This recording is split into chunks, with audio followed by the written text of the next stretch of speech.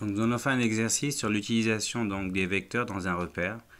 Donc voici l'exercice. Donc c'est un exercice d'application, de méthodique. Il n'y a pas vraiment de difficulté particulière, si ce n'est de connaître le cours. Donc pour ça il y a une étoile. Donc je vous laisse mettre sur pause et on va passer à la correction. Alors ici vous avez donc des points dans un repère orthonormé, ça veut dire que les axes sont perpendiculaires et de même unité. Ici vous avez les points, d'accord, là vous avez le point A, le point B, le point C. Après il faut calculer, petit 1, les coordonnées des vecteurs. On vous rappelle les formules, donc attention, quand on calcule les coordonnées des vecteurs, on commence toujours par la deuxième lettre, donc on fera XB, YB, ensuite moins donc les coordonnées de la première lettre. Donc si vous regardez bien, on applique tout simplement, on fait XB moins XA, donc XB c'est 4, moins XA, là c'est moins 1, attention il y a le moins, il y a deux moins, et le moins de la formule, et le moins dans les coordonnées de l'abscisse de A qui est moins 1.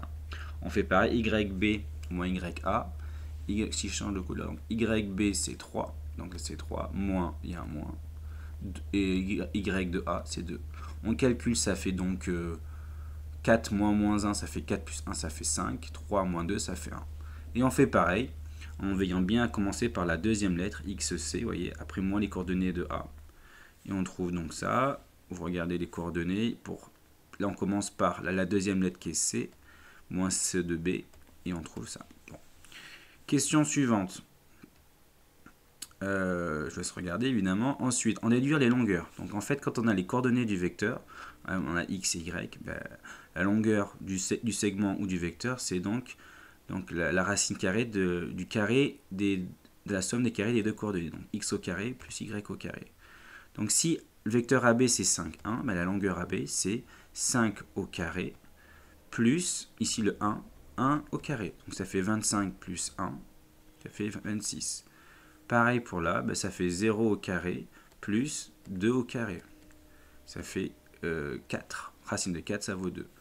Et pareil pour ici, ça fait 1. Donc, je me suis trompé. J'ai pas corrigé. C'est pas 1 du tout. J'ai pas changé les valeurs. Donc ici, c'est ce qui est marqué là. C'est moins 5. Et c'est 1. Du coup, vous avez moins 5 au carré plus 1 au carré, ça fait 25, plus 1, ça fait donc 26.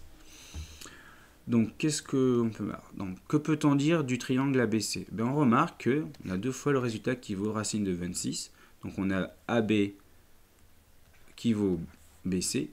Donc, on a un triangle isocèle, mais pas en A, puisque le sommet commun, c'est B, donc isocèle en B. Vous voyez bien ici, on a déterminé qu'on a un triangle isocèle sans avoir tracé la figure, sans avoir vu, tout simplement à l'aide des résultats du cours sur les coordonnées d'un vecteur et la longueur d'un vecteur.